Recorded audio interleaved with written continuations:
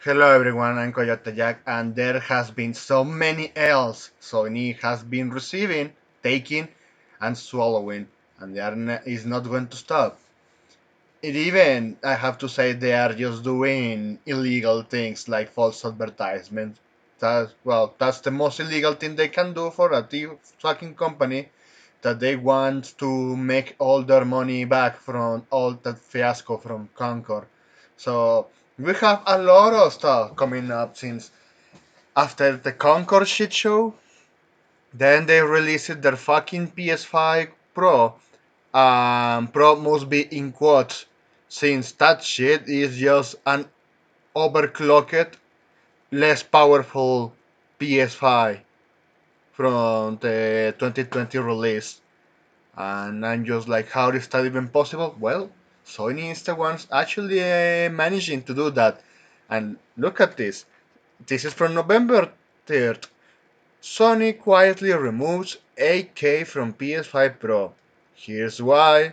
They can't actually pull that shit out. And look, why Sony originally included the 8K label? That's an easy response. It's false advertisement. That console didn't have it in the first place, or it was not developed, and they tried to make it work by software updates, firmware updates. But at the end of the day, it's the hardware that gets updated.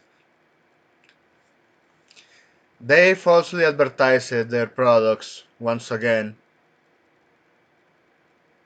Practical reasons and relative to consumer stage. Consumers keep consuming and they get what they fucking deserve for supporting Sony. And then we have this one that since they want to tell you that that piece of plastic is powerful enough, nah, look at this. PS5 Pro losing to a Radeon RX 6800 4G GPU in new benchmarks.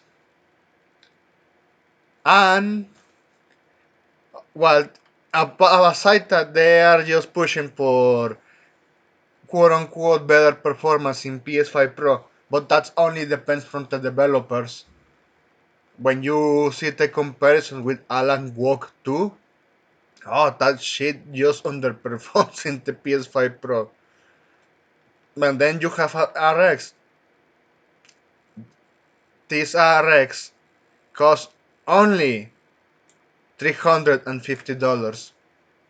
At this point, why would you spend $700 on a piece of plastic that doesn't have a disk drive? It's just a horrible, well guarded PC with a horrible storefront and nothing but wokeness in their next products. And I know Elden Ring is there.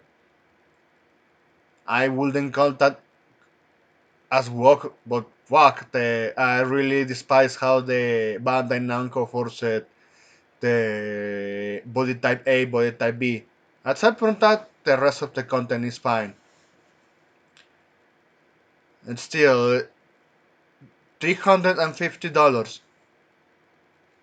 And with the rest of the components, the SSD, the RAM, the motherboard, the cooling systems, the power supply, and a good looking case if you want to look so pretentious with what you are having there.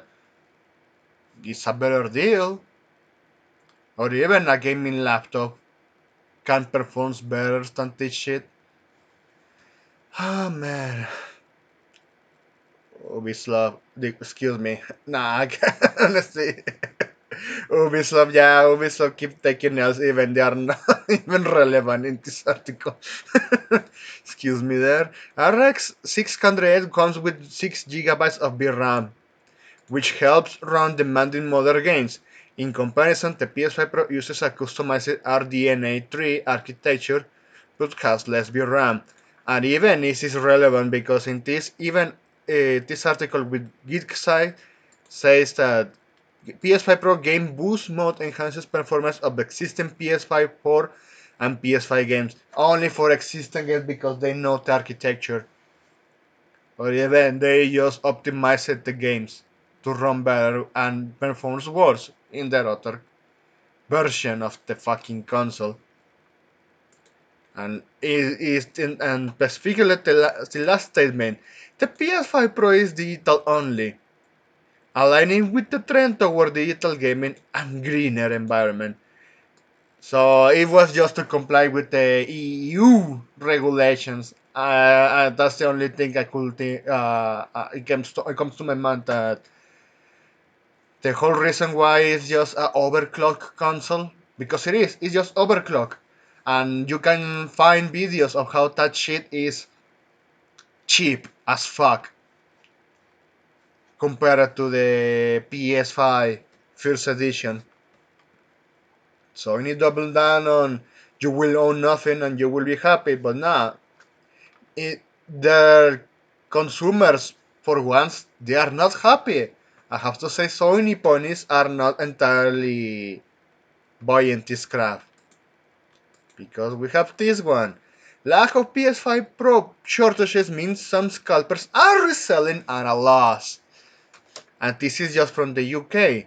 While there remain a handful of sellers trying to sell the console at a profit, eBay UK currently has numerous sellers listing the £700 console for less than its retail price. $700, £700, €700. You can't hate Sony enough. Even when they are just a piece of garbage company with what they produce nowadays, they abuse the international change to get the squeeze out of that profit.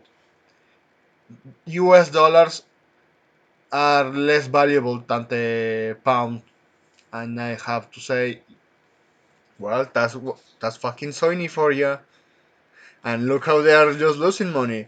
They are selling at a loss between $680 or the original price, and at the most loss in profit of that is at 500. They're just losing so much money. And look, I don't have sympathy for these scalpers also. I have my theories that someone at Sony are gaslighting them so hard. They are telling them lies to just double down on, yeah, buy it and resell it. And it's a loss also for this fucking company and their console. Since they are just, those scalpers are buying it, all of them, and they are just sitting in a warehouse, is not selling software because that's what they depend. They sell the console as a loss and they make their money back through their service. But even their fucking Sony ponies don't buy their exclusivities. Very rarely they do, and look, they do Astrobot levels, which is pretty telling for their quote unquote 50 million users. Uh, it's just great. And even they mention it that in Japan is happening the same. Scalpers are disgusting, and I really like that they are losing money. And I got to give profits for, well, a credit, should I say, to those Sony consumers. They are not falling for that crap. And even they are just getting the best out since they are practically buying a piece of plastic for less amount of money. And let's not forget that they released a quote unquote PlayStation 5 Slim with which is all digital. It doesn't have the disk drive. Sony just blatantly emulating Apple levels of greediness and man, I don't know what to sell. This Apple is just is lockdown hardware. I don't see anything of value in hardware like that. And Sony is just doing the same, but worse. But you know what they also do worse? Because this is the cherry on top. From PC Gamer. And you only need to hear this part. Sony isn't giving up on PlayStation Network account requirement for PC games. Company president says it's necessary so people can safely play its games.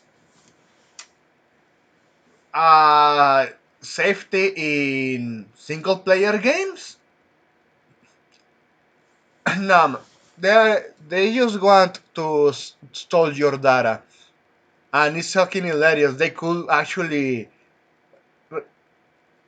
get their money back from fucking crapcore since PC is a bigger platform. But when they enforce that PSN requirement, you have to realize not all countries have PlayStation Network, and if you use a VPN, you can get banned for in that fucking shitty platform. Ah man, and they haven't learned a thing. It's like they are just even forcing this to tell to the PC community, hey, if you don't want this, instead you can actually buy a console. Oh man, they are just delusional as fuck. So that's it. Ah man, Sony can't stop taking nails. Thanks for watching, and I hope you have a pretty good day. Please take care.